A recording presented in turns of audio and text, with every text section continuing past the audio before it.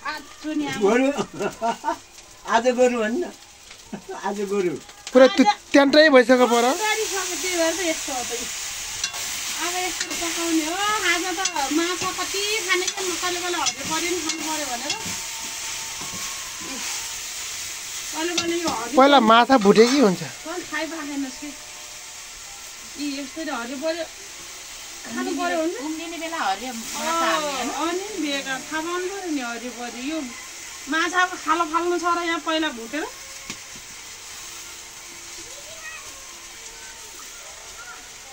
खतरासँग पकाउने आजदेखि एकछिन दाउरा बाल्ने गाउँघरमा यही फाइदा हुन्छ उता आगो बोलेछ घोडा सिक्किया छ अब चिसो जान्छ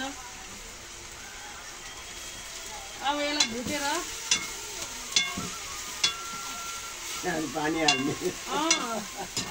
खाने त्यही हो त कराईमा एउटा भाँडामा चाहिँ पानी हाल्ने त्यसमा खन्याउने भन्नु एउटा भाँडामा माछा पकाल्नु पर्यो पानी हाल्ने त्यहाँ भुटेर यताबाट यताबाट अब माछा पकाउनु पर्यो माछालाई झापझाप पार्नु पर्यो अब कुखुरा काट्छ कुखुरा त अहिले छँदैछ त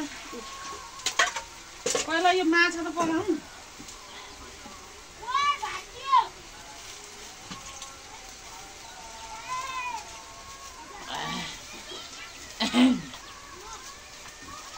घाँटी पनि कराउनु न आज त मासु देखेछ नि त